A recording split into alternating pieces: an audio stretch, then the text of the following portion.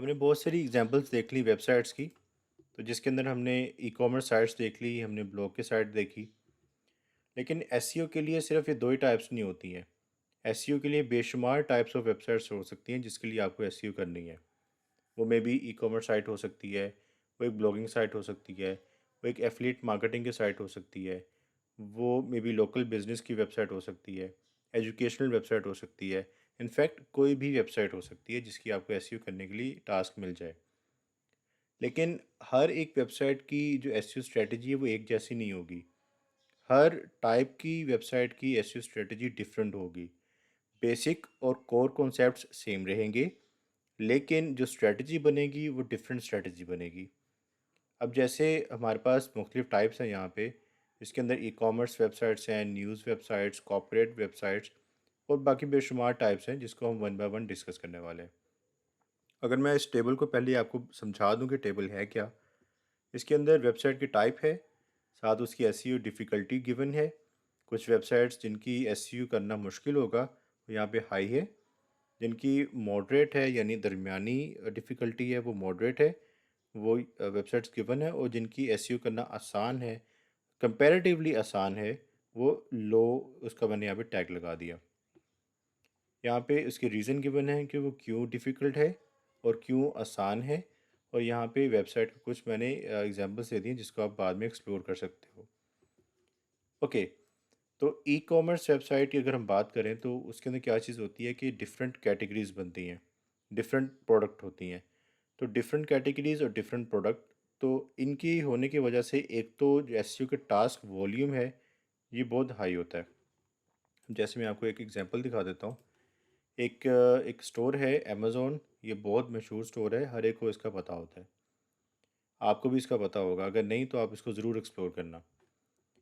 तो इसके अंदर डिफरेंट आप देख सकते हो, यहाँ पे कैटेगरीज गिवन है, कैटेगरीज के अंदर डिफरेंट फर्दर सब कैटेगरीज गिवन है। और उनके अंदर भी अगर आप देखो तो यहाँ पे प्रोडक्ट्स आ रही हैं। अब इन सभी प्रोडक्ट के अंदर कंटेंट गिवन है। तो इतनी ज़्यादा हायरार्की के अंदर, इतनी ज़्यादा आप देखो इन डेप्थ के अंदर जाके इसके ऊपर एसईओ हो रही होगी, तो इसके लिए इसकी एसईओ करना मुश्किल है। ऑल्दो अमेज़ोन का नाम बहुत बड़ा है, ये इसकी ब्रांड वैल्यू बहुत ज़्यादा है क्योंकि हर कोई इसको जानता है, तो इस वजह से भी इनका जो वर्थ है एसईओ की वो बहुत ज़्यादा हो चुकी हुई है। क्योंकि इनका एक एफिलिएट प्रोग्राम है जिसकी वजह से इनको लिंक्स बहुत ज़्यादा बने हैं। और साथ ही साथ इनका मार्केट के अंदर वैसे ही एक ब्रांड नेम बहुत बड़ा है, जिस वजह से इसकी एसईओ करना इनके लिए आसान हो चुका हुआ है। लेकिन अगर आप इन जनरल बाकी स्टोर्स की बात करो, जैसे हमारे पास एक जीन का स्टोर है जो हमने प्रीवियस वीडियोस में देखा भी, तो इसकी एसईओ करना इसलिए मुश्किल हो जाएगा क्योंकि इसके अंदर मुख्तलिफ कैटेगरीज़ हैं और इनका जो कंपटीशन है वो बहुत ज़्यादा हाई है। तो जैसे फ्यूजन है, एक एक इनकी कैटेगरी है जिसके अंदर इनका जो कंपटीशन है वो बाकी कंपेटिटर्स के साथ हाई होगा। इस वजह से भी इसकी जो ई कॉमर्स स्टोर की एसईओ करना है, ख़ासतौर पे जीन या एक और स्टोर है इंस्पायर अपलिफ्ट, तो इनके लिए एसईओ करना मुश्किल हो जाता है। कंपटीशन बहुत ज़्यादा है, जब कंपटीशन हाई होता है तो एसईओ करना मुश्किल हो जाती है। एक तो कंपटीशन हाई है ई कॉमर्स स्टोर के अंदर, दूसरा इसका जो टास्क वॉल्यूम है, ये कैटेगरी इसकी अलग से एसईओ करना और प्रोडक्ट की अलग से एसईओ करना, तो ये बहुत मुश्किल टास्क हो जाता है। तो इसलिए जो कैटेगरी अगर आप इसको हायरार्की बनाओ डिफ़िकल्टी की, तो ई कॉमर्स वेबसाइट हमेशा डिफ़िकल्ट होगी इसकी एसईओ करना। और साथ ये भी ज़हन में रखने वाली बात है कि आपको मेजरली जो क्लाइंट्स मिलेंगे वो ई कॉमर्स एसईओ करने वाली ही होंगे। वो उसकी वजह यही है कि इसका जो टास्क का वॉल्यूम और डिफ़िकल्टी हाई है। ओके, तो नेक्स्ट आता है न्यूज़ वेबसाइट्स। न्यूज़ वेबसाइट्स जैसे CNN.com है। CNN के अंदर क्या होता है कि नए से नए टॉपिक्स आते रहते हैं। आए दिन कोई ना कोई नया टॉपिक होता है। तो नए टॉपिक के ऊपर एसईओ करना मुश्किल हो जाता है क्योंकि अगर आज आप एसईओ करना स्टार्ट करते हो तो उसकी एसईओ करने में मे बी महीना, 2 महीने या 3 माह भी लग सकते हैं। अब इस 3 माह के पीरियड के अंदर वो न्यूज़ तो पुरानी हो जाएगी। तो पुरानी न्यूज़ की एसईओ करने का क्या फ़ायदा? तो इसलिए जो नए टॉपिक्स आ रहे हैं तो उसको रैंक करवाना निस्बतन मुश्किल है, ऐसे टास्क के लिए, ऐसे ब्लॉग के लिए, ऐसे कंटेंट के लिए कि जिसको आपको 6 माह, 8 माह या 1 साल पूरा मिल चुका हो। तो इस वजह से क्योंकि यहाँ पे जो कंटेंट की पेस है वो बहुत ज़्यादा हाई होती है। कंटेंट बहुत तेज़ी से आ रहा होता है, तो इस केस के अंदर आपको मुश्किल हो जाता है नए टॉपिक की एसईओ करना, और क्योंकि कॉन्स्टेंटली कंटेंट भी चेंज हो रहा है, तो उस वजह से भी इसके अंदर मुश्किल पैदा हो जाती है। इसकी अगर मैं आपको एग्जांपल दिखा दूं, तो यहाँ पे आप देख सकते हो कि ये इनकी एक वेबसाइट है सीएनएन की, और इसके अंदर इन्होंने मुख्तलिफ़ कैटेगरीज़ को टारगेट किया हुआ है, जैसे बिजनेस, ओपिनियन, हेल्थ, एंटरटेनमेंट। तो एक तो इसकी निश डिफरेंट है एक दूसरे से, लाइक मल्टी निश वेबसाइट है। इस वजह से भी इस वेबसाइट की एसईओ करना मुश्किल हो जाएगी, एक इसकी निश की वजह से भी, और एक इसका टॉपिक्स जो इसके अंदर तेज़ी से आते जा रहे हैं उस वजह से भी, तो इसकी एसईओ करना न्यूज़ साइट की मुश्किल हो जाती है। ये तो मैंने बहुत बड़ा ब्रांड का नाम ले लिया। अगर हम बहुत सिंपल ब्रांड का नाम लें कि जो अभी अभी न्यूज़ के अंदर आ रहे हैं, सोचो उनके लिए कितना मुश्किल होगा। ये तो ऑलरेडी डेवलप हो चुके हैं, लेकिन जो ब्रांड न्यू साइट होगी उसके लिए एसईओ करना मुश्किल है। ओके, उसके बाद है कॉर्पोरेट वेबसाइट्स, जैसे apple.com है। आपने लाजमी कभी ना कभी एक्सप्लोर की होगी। तो इनकी एसईओ करना इसलिए मुश्किल है क्योंकि ये प्रोडक्ट बेच रहे हैं जो कि एक फ़ोन के प्रोडक्ट है, मे बी स्मार्ट वॉचेज़ हैं। तो स्मार्ट वॉचेज़ बनाने वाली कंपनीज और भी बहुत ज़्यादा हैं, तो एप्पल को रैंक करना और एप्पल जैसी कंपनी के साथ compete करना बहुत ही मुश्किल हो जाता है। तो ये तो एक एग्जांपल है।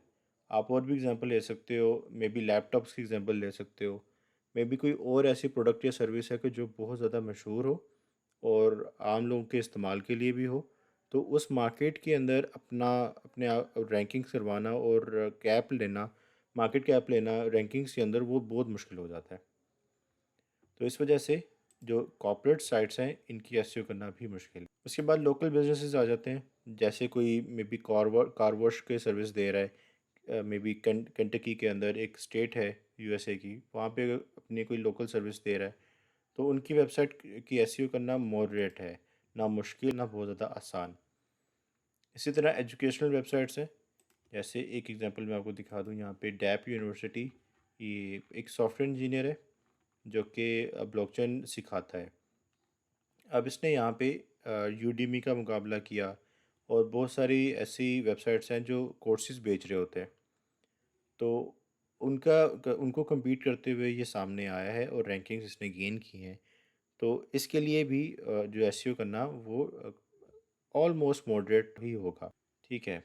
अभी जैसे एक हमारी वेबसाइट है, हमारी अपनी मार्केट माइंड्स, जिसके अंदर आप ये कोर्स अटेंड कर रहे हो, इसकी भी एसईओ भी होने वाली है। अभी इसकी एसईओ हमने की नहीं है, तो मैं भी मार्केट कैप कैप करने वाला हूँ। तो उस केस के अंदर क्या होने वाला है कि मेरे लिए भी डिफ़िकल्टी रहने वाली है मार्केट के अंदर जो ऑलरेडी रैंकिंग्स हैं उनको आउट रैंक करने के लिए। तो थोड़ी डिफ़िकल्ट होगा, लेकिन पॉसिबल है।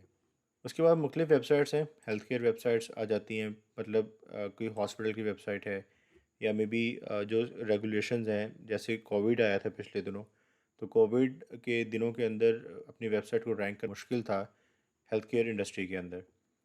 इसी तरह पोर्टफोलियो वेबसाइट है, कोई सॉफ्टवेयर इंजीनियर है, उसने अपनी सर्विसेज बेचनी है, तो उसकी वेबसाइट हो सकती है। नॉन प्रॉफिट वेबसाइट्स हो सकती हैं, जैसे एदे फाउंडेशन वगैरह, उनकी एसईओ करना ये सब निस्बतन आसान है। अगर आप राइट स्ट्रेटजी को फॉलो करो और अपने जो एसईओ प्लान बनाया हुआ है उसको अच्छे से एग्जीक्यूट करो, तो ये बहुत आसान है, ये सारे काम हो जाते हैं। एसईओ बहुत आसान है इन इस तरह की वेबसाइट्स के लिए। गवर्नमेंट की वेबसाइट्स हैं, इसके अंदर कंपटीशन तो बिल्कुल भी नहीं होता।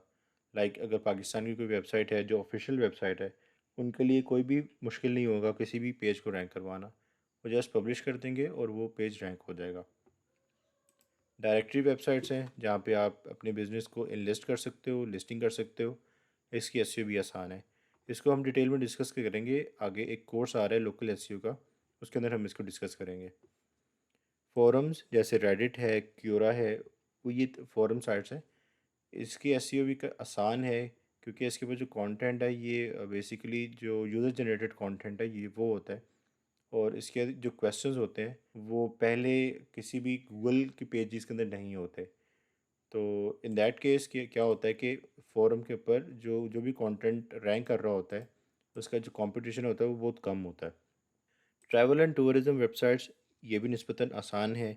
उसके बाद रियल एस्टेट वेबसाइट्स और एंटरटेनमेंट वगैरह, ये सब इसके ऊपर एसईओ करना आसान है। तो ये मुख्तलिफ़ टाइप्स हैं। ये डिस्कस करना शुरू के सेक्शन में इसलिए ज़रूरी था कि आपको आइडिया हो जाए कि किस तरह के आपको टास्क आ सकते हैं और एक फाउंडेशन बिल्ड हो जाए कि आप आगे चल के किस किस वेबसाइट को टारगेट करने वाले हो स्ट्रेटजी पर्सपेक्टिव से। तो मैं आपको तमाम वेबसाइट की स्ट्रेटजी बता दूंगा कि किसकी स्ट्रेटजी आपको किस तरह से लेके चलनी है। तो लेकिन अभी इस सेक्शन के अंदर हम सिर्फ अपनी जो फाउंडेशन है उसको बिल्ड कर रहे हैं।